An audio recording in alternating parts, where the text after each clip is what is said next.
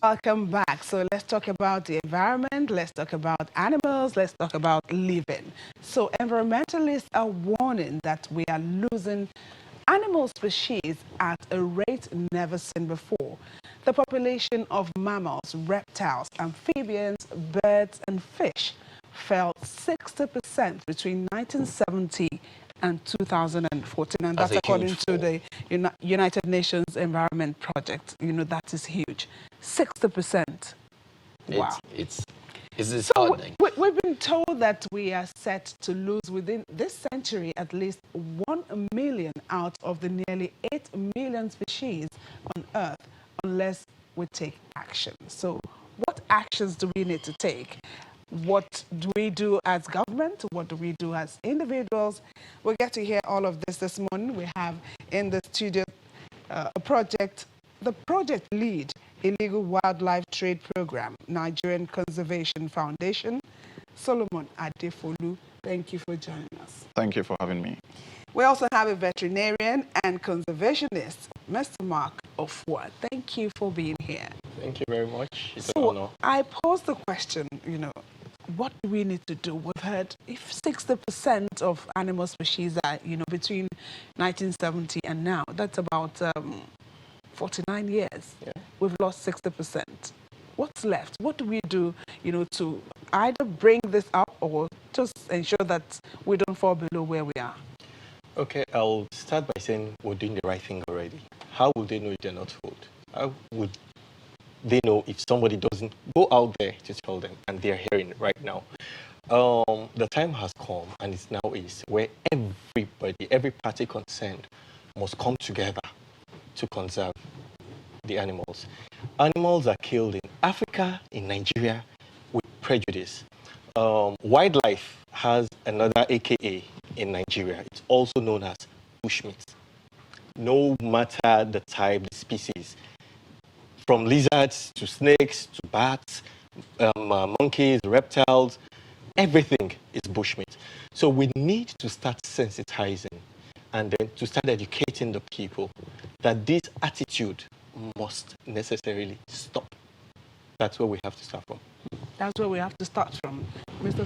Adefolu, where should we, continue from where he stopped? Yeah, there are a couple of things to do, and one of such is why the CITES Convention, which is the Wildlife Summit taking place in Geneva at the moment, started on the 16th of August this month and will be ending on the 28th of August. All over the world, about 183 countries are meeting in Geneva at the moment to consider issues of wildlife trade. Now, what that means is that we've recognized that there is an issue of illegal wildlife trade, and these animals are being mostly trafficked out of Nigeria using Nigerian borders either as trade routes or source route.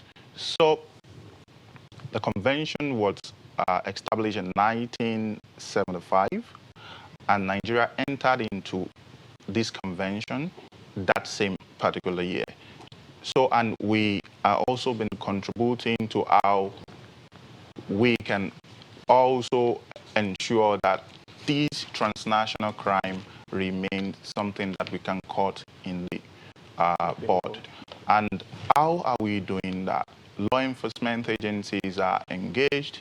We are also doing the sensitization, as I mentioned, developing capacity of these border control agencies, as well as also making sure that these laws that are available to protect these species are also strengthened. And these are some of the areas where we are working to ensure that wildlife actually rebounds back to their population. As I mentioned, there is the issue of the poaching for food, protein, but in fact that is trophy. In fact that is the food is one of the less thing that is on the major threat Yeah. at the moment. So if you allow me come in here, and let me go to him. We've always had these conversations going on. And according to our intro, we've lost 60% in about 50 years. It suggests that that conversation is probably going out, like they say in Nigeria, colloquially. It's entering here and going out the other way. All right, probably people don't really understand the impact of having these animals drop in number. Can you share with us, for instance, the impact of us having dropping numbers of giraffes, like we've seen in the figures, or dropping elephants in the wildlife? What's the impact to the average human being? Maybe that can help us. Okay, thank you very much for the question. Let me start answering by making a quote from Einstein. Einstein said, if we remove bees from the earth, humanity will be wiped out in 4 years. How? Beautiful, because I don't remember when last I had bee for breakfast, and I don't think you eat bees too. Now, everything, nature is a balance. It's called the ecosystem. There is a balance. Every animal has a role it plays in the system. Now, if you remove one animal, you upset the balance, and something else pays for it. For example, the bees that I mentioned, we don't eat bees, but they pollinate the plants that gives us food that we eat. A large percentage of our diet is from plants. So if you remove bees and there's no pollination, no food, we die. That's one relationship. Now let's go further. I like citing this example. In recent times, Ebola has been making the news, and Lassa Fever has been making the news. Now, let's start with the Lassa Fever. What carries Lassa Fever to us? Everybody knows rats. These rats, they have a natural predator in snakes. We wipe out the snake population in our environment.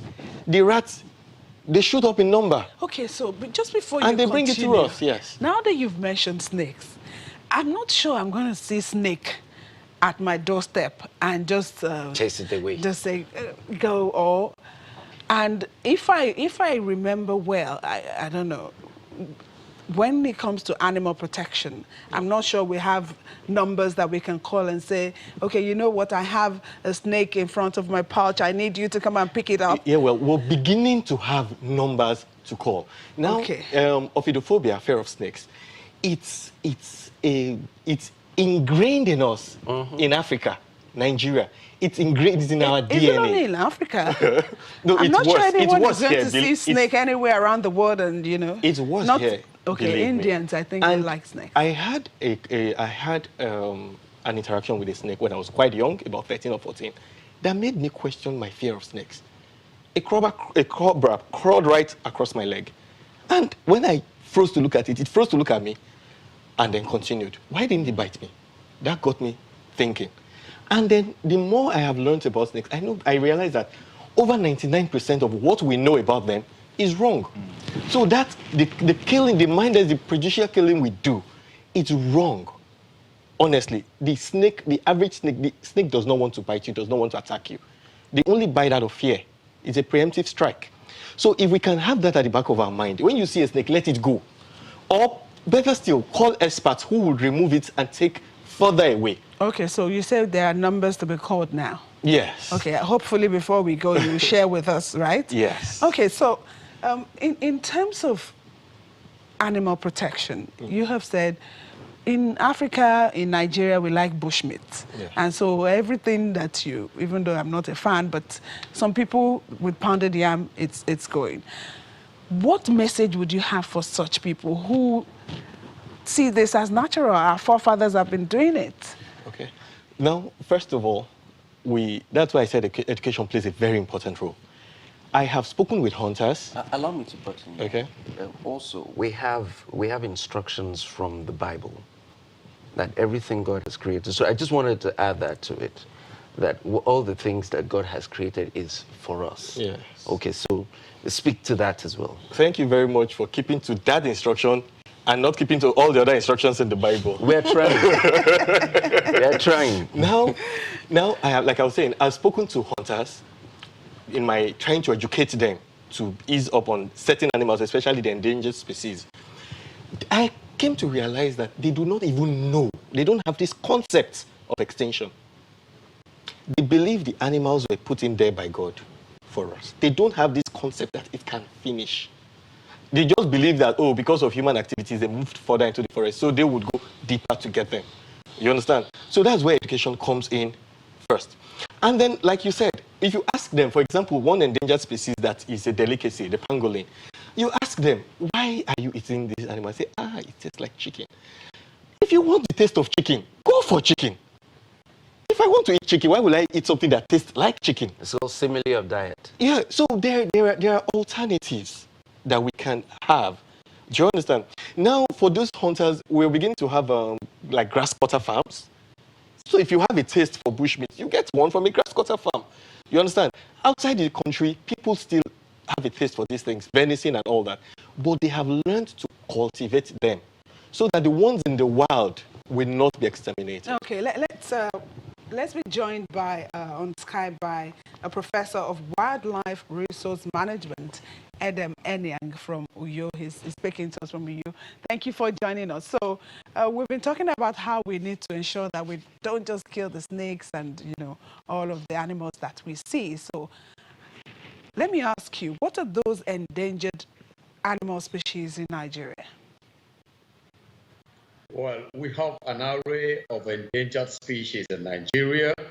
We have from the elephants to the gorillas to the crocodiles, the pythons, the monkeys and vultures, a lot, of animals across, even the fishes, including our turtles. There are so many endangered animals and plants in Nigeria. How do we now preserve them? We hunt for food, for protein. We sometimes it's for trophies, poaching and all of that. How do we keep the ones that we have? Are you thinking in the line of perhaps getting some of these species into maybe an area and ensuring that they can procreate and then we can keep multiplying them? Or what would you suggest?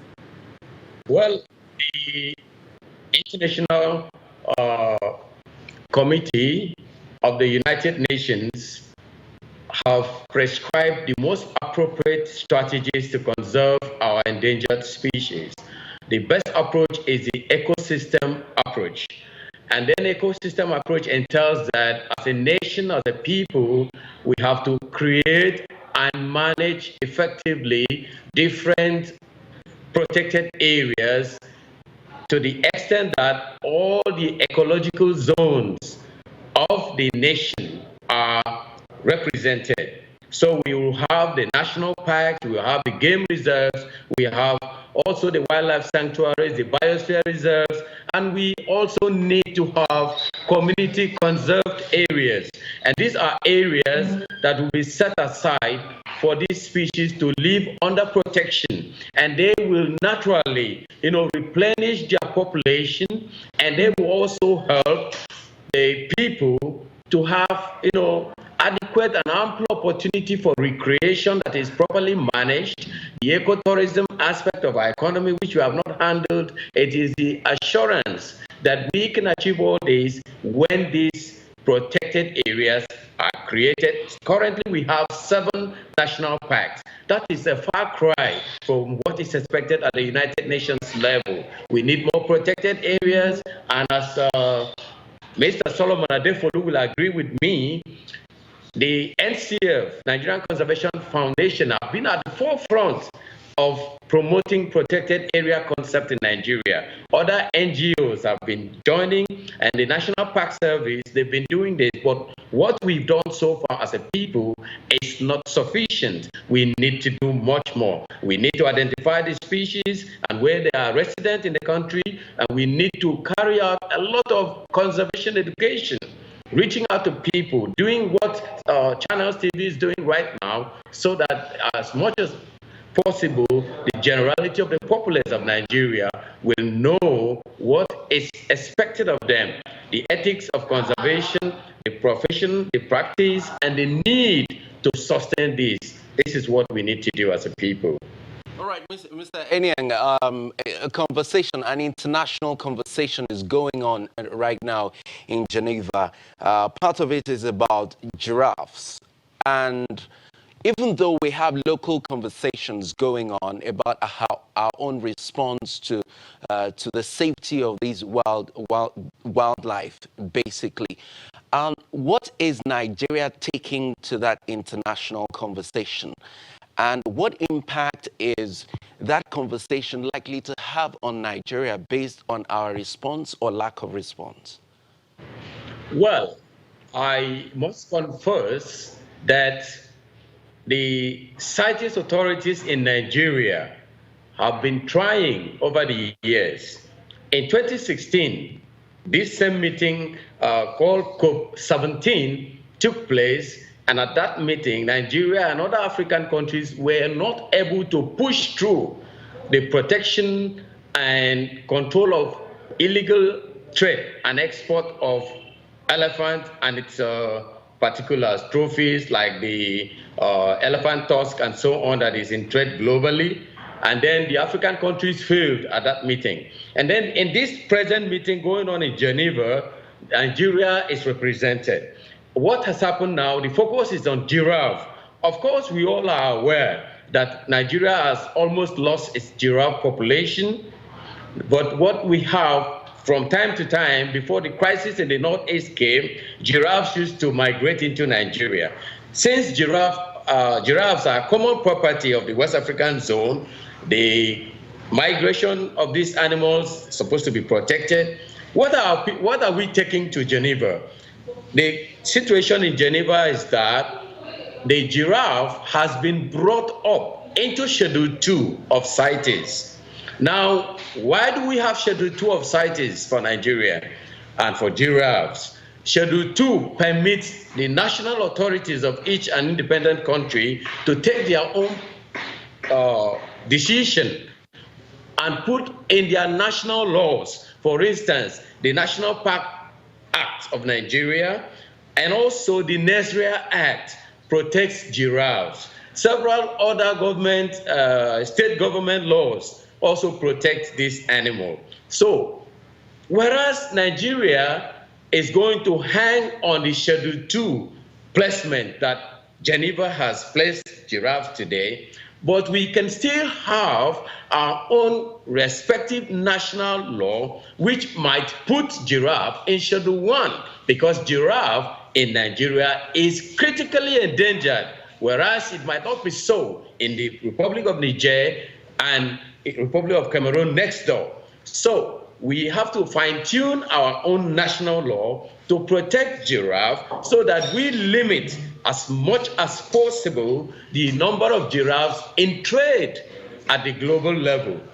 Then we also hinge on the provisions of the CITES decree, CITES Act, which is a global convention or treaty that all these nations that have giraffe have joined. So, but we cannot achieve this at that Geneva meeting unless the African countries come together and put up their votes. And these votes must count at the Geneva level.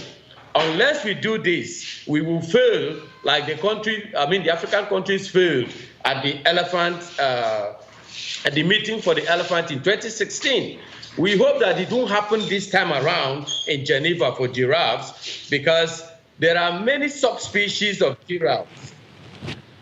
The different subspecies of giraffes in different countries makes it almost impossible for the participating countries to, come to an agreement. Mr. Enyang, please hold your thoughts. We'll take this break, and when we come back, you continue in that line of thought to stay with us. Okay, welcome back. Let's go back to Mr. Enyang. He was trying to conclude on his thoughts concerning the national parks and things that we need to do. Okay. So, thank you very much. I must confess that before the demise of the former CITES Dex officer for Nigeria, Dr. Elizabeth Ebiewele, of blessed memory, may so rest in peace, Nigeria had made stringent efforts in the, the promotion of CITES ideals within the country. You will recall 2 days ago, she was given this global award posthumously, and this is part of the reason the country should recognize the work that this woman did in putting Nigeria as a leading authority in the implementation of CITES in West Africa.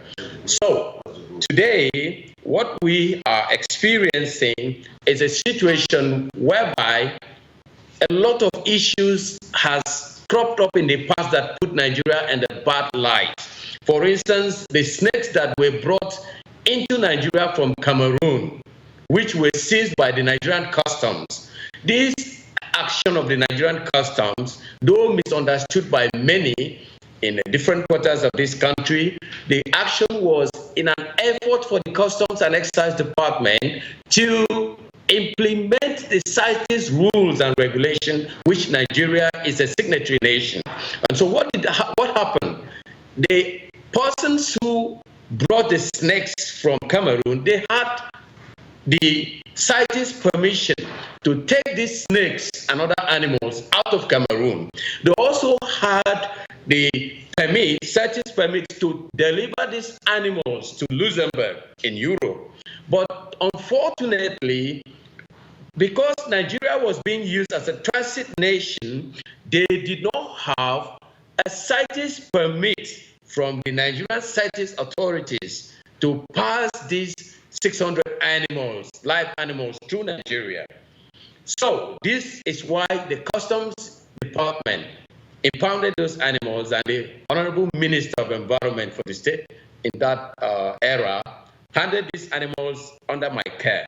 At the end of the day, a lot of diplomatic issues ensued, and then we ended up losing those animals. But what I want to say, it is the implementation, the strict implementation of the CITES regulation, which we signed into, that will keep Nigeria at the forefront, because Nigeria, across Africa, is one of the richest countries of this continent in terms of wildlife biodiversity. Let's come back to the studio, Mr. Enyang. Mr. Adefolu, Mr. Enyang mentioned that we have only 7 national parks. The United States has 58. Kenya has 54. South Africa, 20. The England and Wales, 13. How can we get anywhere out of, the single digits that we are in? Okay, thank you for that question. So the easiest way is that we want all states to have game reserve. And the proposition is this, very simple. Each state should designate at least 1% of their profit to set aside a species-rich location, which is called biodiversity hotspot, in that location, and protect that place. In that way, we can have as many as biodiversity hotspots around the country. For instance, 36 states of the Federation having designated area as biodiversity hotspots. That means we're going to be having at least 36 biodiversity hotspots, which are game reserves at the state level, and which, of course, if it is well protected, can actually be upgraded to a national park. All of these national parks that you have mentioned were not national parks at the initial state of establishment. They were managed by either states or private institutions, and in terms of effective management and also investment into all of these species-rich area, they were upgraded into national park, which was taken by the federal government.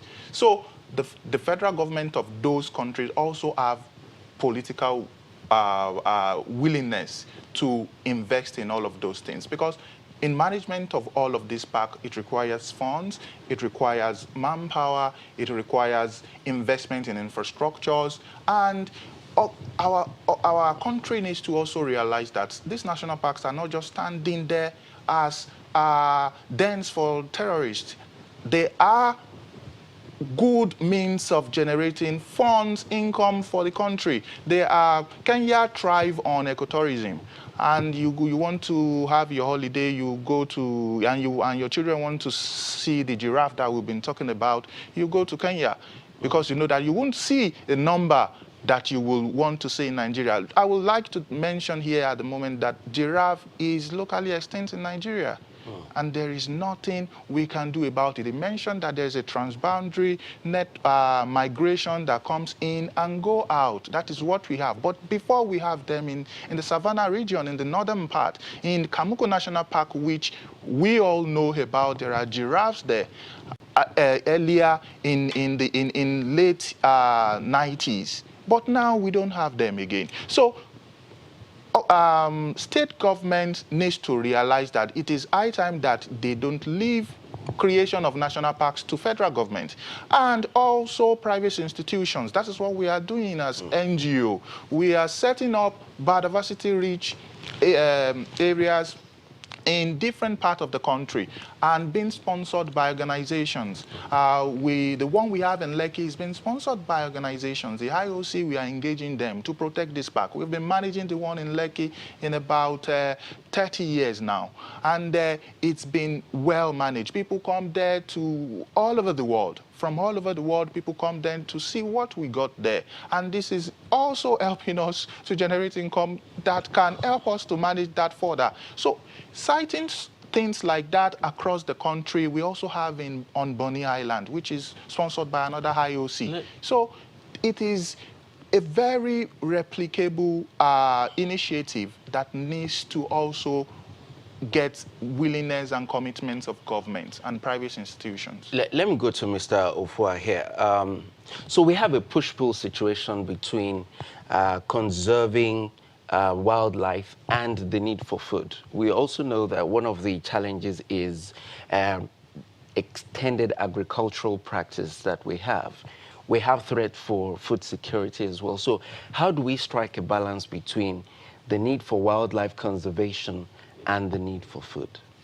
Yeah, well, thank you for that question. When man settled down into communities, we started raising our foods, honestly. We started planting, we started culturing. There is enough animal, there's not enough meat in the market for food. The wild animal thingy is just, it's a taste, it's a craving that can be curtailed. Now, a large percentage think these wild animals, they have medicinal properties. The pangolin, for example, people think the scale cures everything from high blood pressure, hypertension, aphrodisiac, and all that. And it's not true. It's a big lie.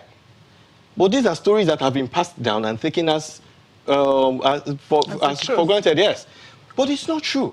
So these things, for example, okay, now let me a recent event, the whale that was washed up in Bayelsa, and then the first thing we could think of was hacksaw, cutlass, and everything, food. Well, you want to think that people are hungry. I do not agree that it's hunger. The people, they ate the day before the whale was washed up. And after they finished the whale pieces that they took home, they are still going to eat. So it's just, it's a craze for bushmeat that should be curtailed. And who is going to do the curtailing? It's all of us. The CITES, the man from NTF has mentioned CITES. Our guest from Abuja mentioned the parks. Yes. Now, the government also has its role to play, enforcing the laws, making laws, enforcing them. But aside the government and all that, the individuals, you and I, we also have a role to play. What I do, I save animals, I rescue these animals, rehabilitate them, and release back to the wild. And it's funny, people think I'm crazy. A lot of people think I'm crazy. You don't have anything to do again. And when we say rescue, it involves money most of the time. It involves money. You know, I mentioned earlier about, some countries outside of Nigeria, when you find animals that stray, you have phone numbers to call, and within minutes, the officers are there to pick up whatever animal, is involved. Yes. And you said that there are numbers. Apparently, I'm thinking those are your numbers, because if Yes. I don't have any, I've been looking through to see if there are numbers that we can call, perhaps from the Ministry of Environment, particularly the Department of Forestry, but I've not been able to see any. But you are individual, and I don't know how you'll be able, somebody's seen snake in Bielsa, I'm not sure you're able to move, or do you have people around that work with you? Well, the movement has started. You correctly said you didn't see any numbers from the government angle, which there should be emergency numbers to call and all that. But the movement has started, the movement of private individuals who are interested in conserving nature. I have friends in Lagos, outside Lagos, that do the same things that I do, that want to save the very next. I did something crazy 2 days ago. I rescued a tilapia fish. It's crazy, but I felt good doing it. There's nobody who is going to give me money. Somebody that is looking for pepper soup tilapia. Nobody is going to reward the money that I lost. But I had my reward. I felt good. So we have people who are doing these things. Yes, individuals. If we pick it up from there and we have established individuals, private, who would act as an emergency rescue center, I think the government will see the initiative and then pick it up, and then it becomes something blue. Okay, yes. we really need to, wind down this segment. And let me quickly tell you what Wakiri is saying on Twitter. Okay. Please, I cannot see snake and let it pass like that. I will kill it, and that is guaranteed. So what do you tell Wakiri? That is the mindset that has gotten us to where we are. Now, I'm telling her directly that 98%, 99% of what she knows about snakes is false. We have venomous and non-venomous snakes. Most of the snakes around us are non-venomous. It's you that know that. And even yes, because we've not applied ourselves to know. Even the venomous snake do not want to bite you. I'm telling you, if I drop 20 cobras in our midst right now, and nobody moves, I'm sure I'll be out of nobody will get. Don't move.